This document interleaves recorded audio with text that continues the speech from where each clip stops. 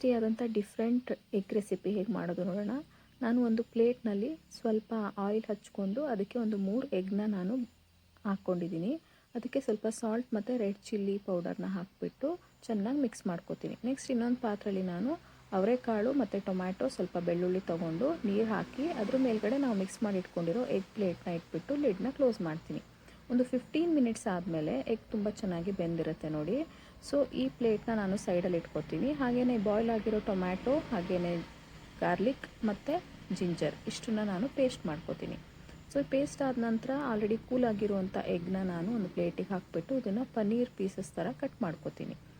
So ಈ paneer pieces ಥರ cut ಮಾಡ್ಕೊಳೋದ್ರಿಂದ ನಮಗೆ ಎಗ್ಸ್ ಮಸಾಲ ಮಾಡುವಾಗ ಅದು ಪುಡಿ ಆಗೋದಿಲ್ಲ, ತುಂಬ ಚೆನ್ನಾಗಿರುತ್ತೆ ಟೆಕ್ಸ್ಚರ್ ಇದ್ರದ್ದು. ನೆಕ್ಸ್ಟ್ ನಾನು ಇನ್ನೊಂದು ಪಾತ್ರೆಯಲ್ಲಿ ಸ್ವಲ್ಪ ಆಯಿಲ್ ತೊಗೋತಾ ಇದ್ದೀನಿ. ಹಾಗೆ ಇದಕ್ಕೆ ಸ್ವಲ್ಪ ಕ್ಯಾಪ್ಸಿಕಮ್ ಆ್ಯಡ್ ಮಾಡಿಕೊಂಡು ಜೊತೆಗೆ ಸ್ವಲ್ಪ ಆನಿಯನ್ನ ಹಾಕಿಬಿಟ್ಟು ಚೆನ್ನಾಗಿ ಫ್ರೈ ಮಾಡ್ತೀನಿ. ಸೊ ಇದು ಫ್ರೈ ಆದ ನಂತರ ಇದಕ್ಕೆ ಸ್ವಲ್ಪ ಸಾಲ್ಟ್ನ ಹಾಕ್ತಾ ಇದ್ದೀನಿ. ಸಾಲ್ಟ್ನ ಹಾಕಿಬಿಟ್ಟು ಚೆನ್ನಾಗಿ ಮಿಕ್ಸ್ ಮಾಡಿಕೊಂಡು ನಂತರ ಸ್ವಲ್ಪ ಟರ್ಮರಿಕ್ ಪೌಡರ್ನ ಆ್ಯಡ್ ಮಾಡಿಕೊಂಡು ಅದನ್ನು ಚೆನ್ನಾಗಿ ಮಿಕ್ಸ್ ಮಾಡ್ಕೊತೀನಿ.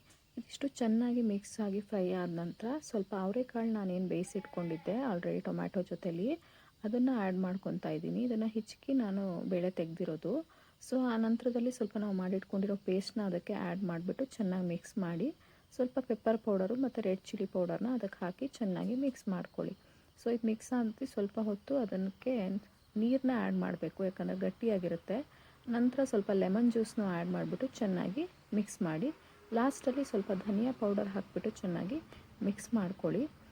ನಂತರ ನಾವು ಪೀಸ್ ಮಾಡಿಟ್ಕೊಂಡಿರುವಂಥ ಎಗ್ ಏನಿದೆ ಪನ್ನೀರ್ ಥರ ಪೀಸ್ ಮಾಡ್ಕೊಂಡಿದ್ದೀವಿ ಅದನ್ನು ಅದಕ್ಕೆ ಆ್ಯಡ್ ಮಾಡಿಬಿಟ್ಟು ಚೆನ್ನಾಗಿ ಮಿಕ್ಸ್ ಮಾಡಿ ಲಾಸ್ಟಲ್ಲಿ ಕೊರಿಯಂಡರ್ ಲೀವ್ಸ್ನ ಹಾಕಿಬಿಟ್ರೆ ತುಂಬಾ ಟೇಸ್ಟಿಯಾಗಿರುತ್ತೆ. ನೀವೆಲ್ಲರೂ ಟ್ರೈ ಮಾಡಿ ನನಗೆ ಫೀಡ್ಬ್ಯಾಕ್ನ ಹೇಳಿ ಹೇಗಾಗಿತ್ತು ರೆಸಿಪಿ ಅಂಥೇಳಿ. ತುಂಬ ಅಂದರೆ ತುಂಬಾ ಟೇಸ್ಟಿಯಾಗಿತ್ತು, ಎಲ್ಲರೂ ಇಷ್ಟಪಡ್ತಾರೆ ಈ ರೀತಿ ರೆಸಿಪಿನ. ನಾನು ಇದನ್ನು ದೋಸೆ ಜೊತೆಗೆ ಮಾಡಿದ್ದೆ, ತುಂಬಾ ಚೆನ್ನಾಗಿತ್ತು, ತುಂಬ ಟೇಸ್ಟಿಯಾಗಿತ್ತು.